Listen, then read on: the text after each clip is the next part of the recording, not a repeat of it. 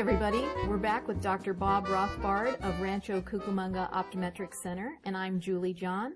And this is another in a series of optometry videos designed to educate you about the various facets of the eye.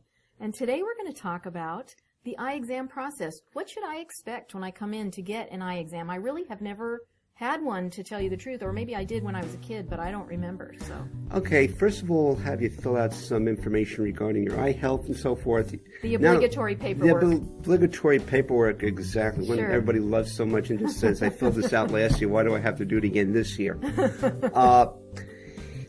As far as your eye health is concerned, and also your general health. Okay. We generally want to see initially how well you're seeing. If you're not wearing glasses, with your own eyes. If you are wearing glasses, both without the glasses and with the glasses. So you're going to do the test with the big E, right, and the lines, and I'm going to read the lines. And right. Then I want to take an objective measure of what your prescription is. We're able to do that without just saying anything. And there's a number of ways that it can be done. I use a scope to do it, and it gets me in the ballpark. So you look at the eye? We look at the eye, are able to get a very good approximation of what the prescription is. Great. Then we let you, of course, tell us the old which is better one or two business of telling us what you think is better. Then we want to see how well the eyes coordinate. How do you test that?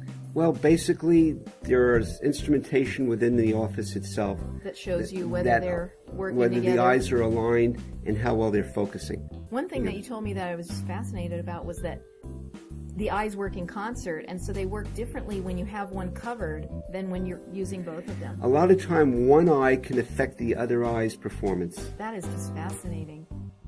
Okay, is there anything else you do during the eye exam? Well, after we do that, we want to check the eye health. We want to check to see the health both of the front surface of the eye and the back of the eye to make sure there's no pathology and disease. We want to measure the pressure of the eye. The back of the eye is where the retina is? Where the retina is, exactly. We want to check for if there's any bleeding. We want to check to see if there's anything occurring that might be associated with diabetes or high blood pressure if the individuals have those problems. We want to check the pressure of the eye, and that, of course, is related to glaucoma, but just because you have high pressure doesn't mean that you have glaucoma. And just because you have lower pressure doesn't mean that you don't have glaucoma. Now, is it a pressure gauge like a tire would use? Well, not quite. There's two ways to do it. One is what most people see is with the air puff. Other times, where we want to touch the eye actually with a probe to actually measure the pressure. It's a very accurate way of doing it, and pretty painless because we use anesthetic in doing it. And also, we want to check the peripheral vision to make sure things are pretty good. And then what happens is we decide what's the best for the person's situation. We go over their options with them. In other words, a lot of times, for example, we will have a bifocal where a person over 40, although you don't have to be over 40. I give kids bifocals too. Wow. But we want to check to see what prescription is good. And what's very important to know is that one prescription sometimes does not handle the whole problem, especially with people who work with desktop computers. As opposed to laptop, which is down here. When the desktop is up there, a lot of times it's not at the same reading distance. Oh, as you would hold a book. Right. A lot of times the computer's here and the hard copy is here. Oh, sure. So if you're typing and you're looking back and forth. Right. If you're going to give a bifocal or progressive lens to an individual who can use it for here and here, but all of a sudden they have to look at the computer here. They got to tilt their head back, lean into it, and look into it like this. So at least I've seen people with that, and they end up getting a neck ache, back ache, wrist ache. Wrist ache, yeah. So a lot of the times we will at least tell them what we need, because the worst thing for me to do is not to tell them that. And then they come back to me and says, "I'm working with a computer and I can't use the glasses." Well, you need a second pair. I said, well, why didn't you? That doesn't go over. No, I can you know imagine. The interesting part, if you anticipate a problem, you're a genius. And if you don't, you're really in a lot of trouble, and probably rightfully so. So we at least bring that issue up to them that they might need a second pair of glasses for the specific demand that they have.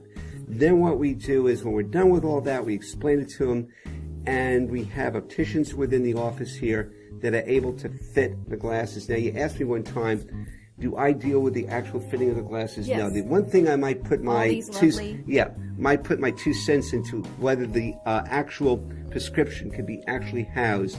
Oh, so not all prescriptions can be housed within the frames, depending on the curve of the frame, the amount of the prescription, watch your hand there, and so forth. Sorry. Yes, ma'am. Yes. And so some glass frames cannot handle certain prescriptions. Like, right. I can imagine that it'd be hard to put bifocals or even trifocals in a little skinny one like this. Well, not so much that. The biggest problem that we're looking for is that people want the progressive lens, where it gradually gets strong. A lot of times, although they're a lot better, they're making the design so you can use a lot smaller frames. Heck, you would need a frame almost this size to put a progressive lens in years ago. So the manufacturers and the research people have really been able to shrink, give you a frame or give you a lens that could be housed in a smaller size frame. Oh, that's good. So they're working on it. Right. And are there any other challenges with the size? Well, you better look at the frame? prescription too, because you don't want to go with a large frame if the prescription is really high, because you'll wind up with edges that are really thick.